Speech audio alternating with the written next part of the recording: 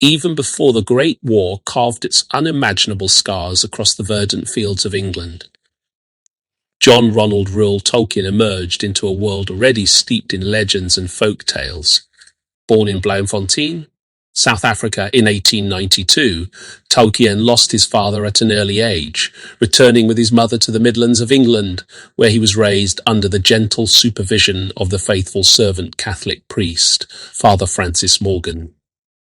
Surrounded by the dense woodlands and rolling hills near Sarahole Mill, young Ronald imbibed stories of hobgoblins, brownies and elemental spirits told by his nurse, contributing to a lifelong fascination with what lies beyond the visible. The Victorian era, still reeling from industrialization's advance, nurtured a curious macrame of spiritualism and folklore, and Tolkien grew to associate the natural world with hidden agencies and subtle presences. Although no formal record exists of his witnessing a ghost or a spectre, his earliest writings reveal an acute sensibility to places where the veil between realms seemed particularly thin. His academic dedication to philology, studying ancient tongues such as Old Norse and Gothic, was inseparable from his appetite for the supernatural. In his mind, language carried the imprint of primeval powers. Throughout his formative years at King Edward's School in Birmingham, Tolkien's immersion in the Volsunga saga, the Kalevala, and the Anglo-Saxon Beowulf introduced him to a host of spectral beings, swords that sang with haunted voices and earrings that bound wills. In these texts, he discerned a truth about reality, that mortal perception can never fully encompass deeper dimensions, a theme he would weave into his later legendarium. This early conviction that every utterance held vestiges of bygone enchantments established a personal mythology that informed both his scholarship and his creative endeavor. As a young man, Tolkien's experience of the supernatural was less a matter of direct confrontation with poltergeists than a steady conviction that marvel and wonder persisted beneath the commonplace. Surviving trench fever in the muddy trenches of the Somme during the First World War left him with more than physical scars. The relentless confrontation with death sharpened his awareness of the thinness of the boundary between life and unlife. Letters reveal that, though he refused to endorse spiritualism's often fraudulent claims, he never dismissed the possibility of genuine hauntings or miraculous interventions. When his close friend Geoffrey Smith encountered a phenomenon, an inexplicable cold spot and a voice calling his name on a lonely stretch of Rosniga Beach, Tolkien, though not present, treated the account with respectful openness. The tales of hobbits and elves that he and his school friend Christopher Wiseman concocted were not mere child's play, but earnest attempts to preserve threads of vanished truth. After the war, Tolkien secured a scholarship to Oxford, where the inexorable pull of medieval literature and ancient legend deepened his conviction that myth was memory of something real. He regarded heroic legend as more than fiction. To him, it was encoded testimony that certain forces, Valar, Maya, Entish spirits, had once walked the world. Whether these beings persisted in hidden form was left unsaid, but Tolkien insisted that the imagination could glimpse them, much as a traveller glimpses mountain peaks through flecks of cloud. Even his work on the Temple of Nodens at Lydney Park carried undertones of the uncanny. Charged inscriptions, tales of curse and redemption, and a shrine dedicated to a god whose name echoed through his mythic creations. In his domestic life, Tolkien remained guarded about admitting any personal visitation from the spectral realm. He once confessed in a private letter that on storm-lashed nights he sometimes perceived the woods surrounding his home at Northmoor Road, as if they breathed with the murmurs of ancient folkloric beings. Yet he qualified that these impressions were born of memory and poetic sensibility, rather than of actual apparitions. Still, his wife Edith recalled occasions when he would awaken, convinced he had glimpsed an elvish light dancing on the curtains, though none ever appeared upon inquiry. These episodes were fleeting and often dismissed by family as the overflow of his imagination. Nevertheless, Tolkien insisted that true fairyland was not some cosy sanctuary, but a perilous realm that could reveal itself unexpectedly to one who was attuned. His essay on fairy stories argues convincingly that fairy tales do not merely entertain, but can offer glimpses of a deeper reality, one that humans had largely forgotten. From any academic perspective, this loomed as a metaphysical claim rather than an empirical one. But Tolkien's own experiences of dreams, visions and sudden insights lent weight to his argument. While no chronicler recorded a poltergeist racking his household or a phantom riding across the nearby canal, his own mythic framework treated the supernatural as not merely possible, but inevitable. A concealed substrate beneath mundane life, awaiting those with the eyes to see. Tolkien's Catholic faith played a crucial role in shaping how he entertained paranormal possibilities. Raised within an unwavering belief in angels, demons, and divine providence, he regarded the Christian supernatural as reality rather than story. Though he adamantly rejected allegory in his fiction, his worldview could not avoid informing his narrative designs. The notion of eucatastrophe, the sudden turn from sorrow to joy in Tolkien's terms, is intended to mirror the Christian miracle of the resurrection. Many who have approached his work solely as epic fantasy overlook how often his moral cosmos bears the mark of supernatural grace. The Nazgul, for example, are not mere raiders but undead queens and kings, kept in thrall by their rings, suggestive of a darker spiritual dimension. Yet Tolkien was cautious to differentiate his invented beings from actual angelic orders or demonic hosts. He refused to imply literal angels dwelt in Middle-earth.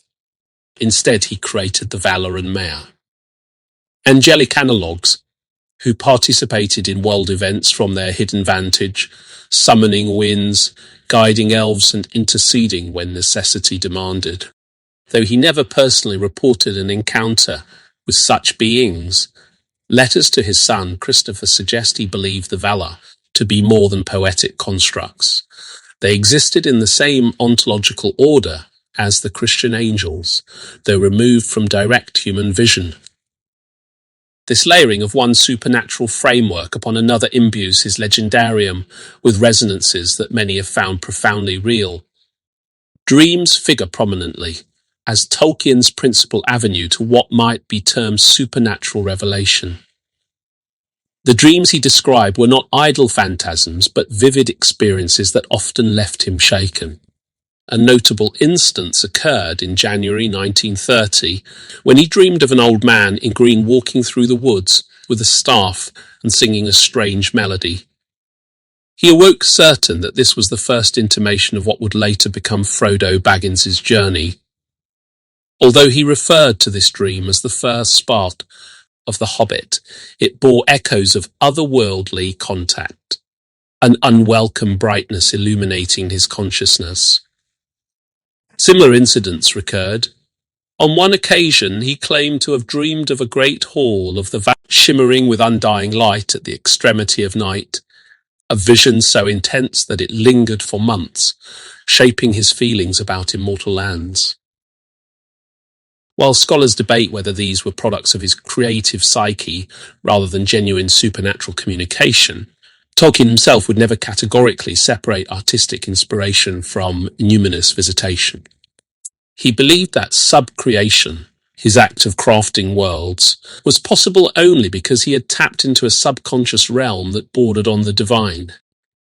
Dreams were portals, and though he never insisted that anyone else could verify what he experienced, he held fast to the conviction that the world was full of shadows and glimmers of a grander reality. The excavation at Lydney Park during the 1920s, under the direction of Mrs. Mary Collins, revealed a Roman temple to Nodens, a deity associated with healing. Tolkien was invited to inspect a curious inscribed slate found within the ruins. The inscription warned of divine retribution for those who pillage sacred items. He surmised that the name Nodens was linguistically connected to his invented deity Noldo, lending a spark of archaeological immediacy to his legendarium. More than a philological exercise, the experience left him unsettled. Local villagers told tales of a haunted spring where lights danced at twilight and unseen voices whispered.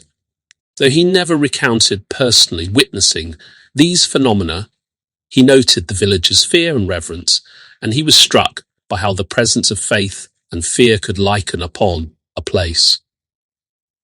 His deduction that nodens might signify to catch or to entangle informed his portrayal of all smithy, where certain metals seemed to draw men to ruin.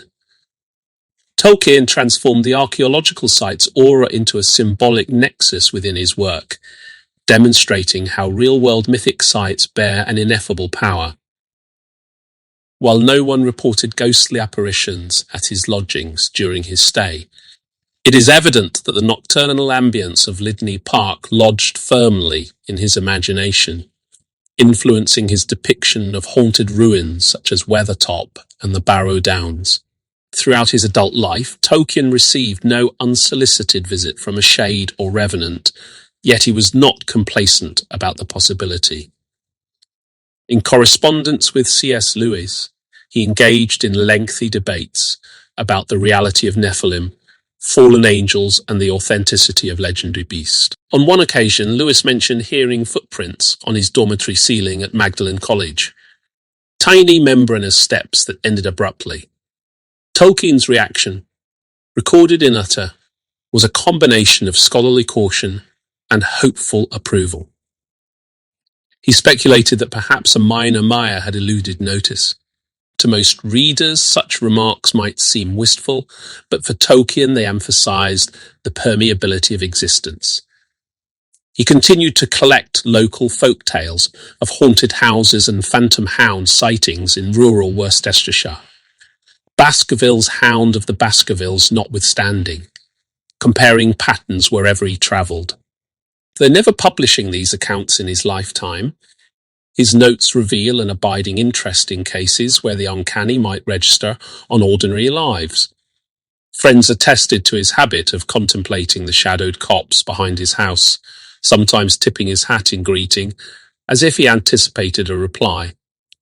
Whether such salutes were answered in kind remained his secret. Turning to how these convictions shaped The Lord of the Rings, one finds that Tolkien did not create a mere fairy tale, but a mythic tapestry suffused with the supernatural.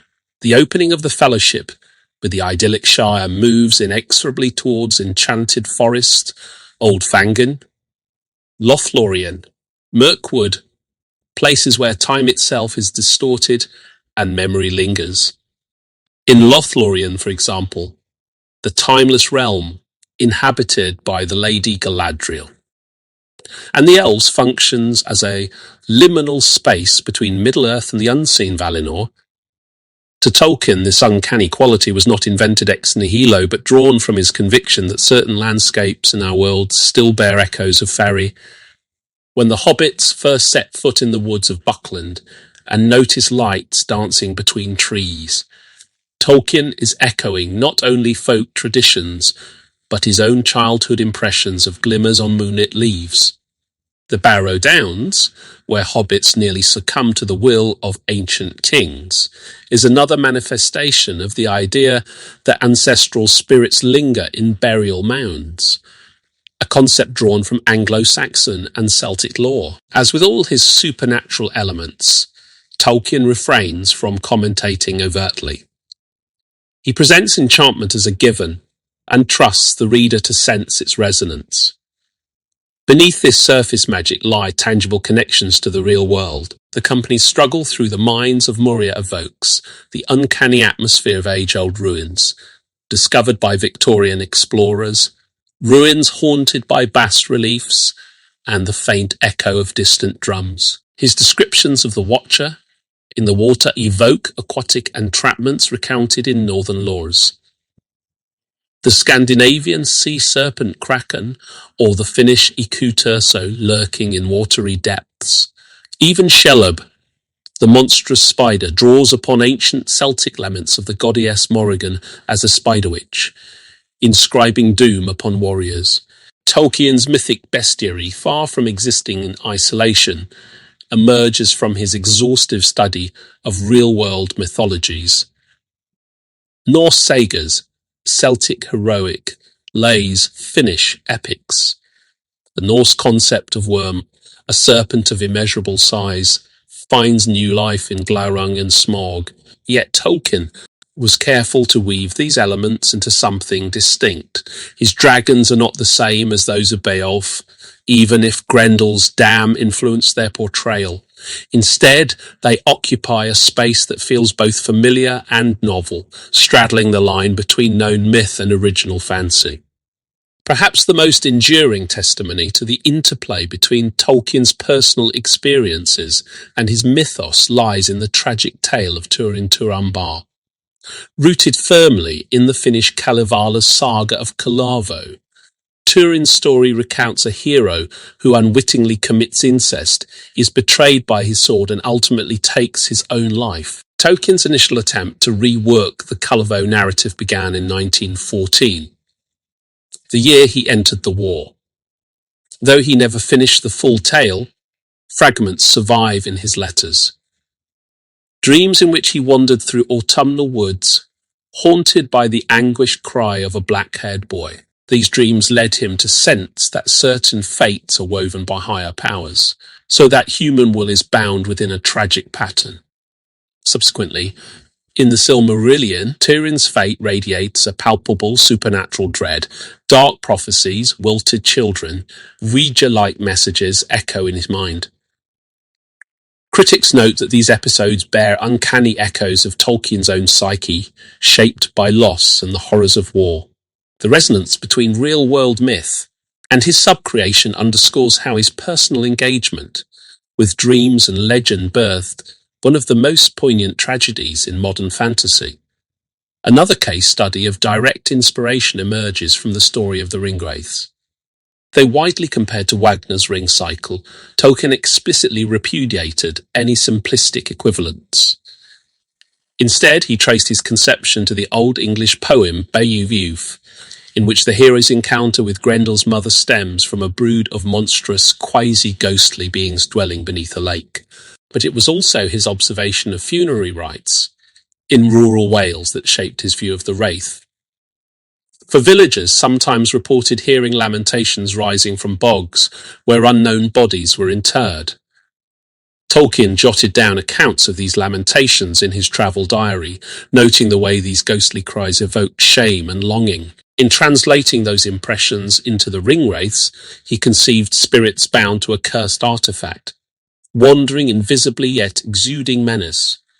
Their chilling portrayal, black cloaks moving in twin formation, swords rattling, was not merely a product of creative theatrics. It was a deliberate attempt to conjure the primal dread embedded in the human relationship with death, decay, and haunted places. By infusing his narrative with elements drawn from actual folklore, Tolkien bridged the gap between imagined myth and the lived experiences of those who still felt the uncanny's presence. Even as one considers these anecdotes, it must be acknowledged that Tolkien's supernatural experiences were largely mediated through text, dreams, and academic contemplation, rather than direct haunting. Many critics and scholars have lamented that there is scant record of him claiming to see a ghost or to have been physically transported to Faerie. Yet this very absence intimates a crucial point. Tolkien regarded the supernatural not as a series of sporadic events, but as an ever-present undercurrent to reality. In his estimation, any place might harbour vestigial magic. Ruined hill forts, glens where deer moved silently under moonlit skies, lonely villages where words of incantation still held power. His belief in this pervasive mystery was inseparable from his work as a philologist and mythographer. By unearthing ancient texts, he sought to retrieve glimpses of the supernatural embedded in language itself.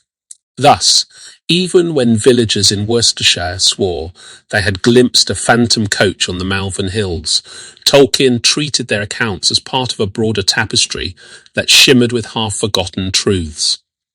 He was less interested in certitude about the paranormal than in preserving a sense of wonder, an invitation to readers to imagine that the world is more enchanted than they dare believe, as one contemplates whether any aspect of Middle-earth's mythos is anchored in real-world elements. The answer is unambiguously affirmative. Every forest, mountain and river in his legendarium finds echoes in tangible geography. The rolling moors of Yorkshire inform the Barrow Downs. The restless sea wormings of Scandinavian coastlines birth the Great Sea on the western edge of Middle-earth. The practice of forging mailcoats by the smithhall echoes the smithing traditions of medieval smiths who believed their craft carried spiritual properties. Indeed, surviving manuscripts ascribe mystical rune carvings to certain blades. The notion of an undead brood bound to a solitary object draws upon texts from Irish folklore describing the banshee's wail as tethered to a broken family line. While Tolkien translated these elements into an internally consistent mythology, the seeds remain unmistakable. He often remarked that a sub-created world must contain patterns of reality, and his sub-creation succeeded precisely because it mirrored the faint fingerprint of Europe's supernatural heritage. Aside from linguistic correspondences, Kenya based on Finnish, Sindarin on Welsh, the structural core of his mythos rests upon the same bedrock of enchantment that underlay the sagas, lays and ballads of our own world. In The Final Reckoning, J.R.R, Tolkien may not have chronicled dramatic seance sessions or vivid apparitions, yet his life brimmed with supernatural currents. From his childhood mesmerized by North Warwickshire's spookiness to his wartime nightmares and his profound belief in numinous truth, the unseen profoundly influenced his art. His narrative style, immersive, richly elusive, suffused with nostalgia, seeks to reawaken in readers an awareness of that hidden dimension. He demonstrated that one need not witness a ghost to understand the uncanny. A keen ear for old songs, an eye for shifting shadows, and openness to dreams could suffice. His unshakable conviction that myth carried a measure of truth undergirds every aspect of Middle-earth, from the doomed elves to the spectral Nazgul. In shaping The Lord of the Rings, he gave form to a world where the supernatural is simply an integral facet of reality, ever waiting for mortals to glimpse it. Ultimately, the lingering power of his mythos derives not from an abundance of personal hauntings, but from his ability to make the reader feel that somewhere beyond the edge of waking life, lights glow, voices echo, and the world remains alive with secret wonders. Throughout my investigation, I found no single account in which Tolkien unequivocally asserted a direct encounter with a spectre or poltergeist. This absence raises unanswered questions. Did he deliberately suppress records of personal experiences, or were his reputed glimpses nothing more than the products of a fertile imagination? While his letters and biographical notes detail dreams that influenced his creative process, it remains ambiguous whether he considered these truly supernatural or allegorical. Similarly, his work at Lydney Park hints at a sensitivity to haunted places, yet whether he ever felt truly besieged by unseen forces is unverified. Another area shrouded in uncertainty is the extent to which his Catholic faith might have prompted him to reinterpret folkloric tales as literal spiritual events. The degree to which he maintained a scholar's detachment versus a believer's credence invites conjecture. Speculation is possible where evidence is sparse. One might conjecture that Tolkien's reluctance to publicize any genuine hauntings stemmed from a desire to preserve his scholarly credibility in an academic environment often dismissive of the paranormal.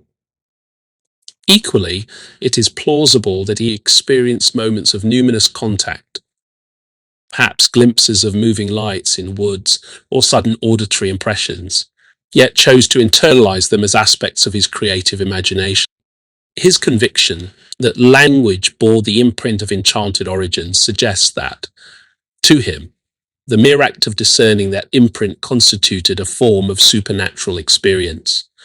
Although one cannot categorically assert that Tolkien was visited by spirits, one can reasonably speculate that his persistent attunement to the uncanny bestowed upon him experiences that transcended rational explanation. These conjectures remain tentative, grounded in patterns rather than explicit testimony, but they offer avenues for further inquiry into the hidden territories of his life and mind.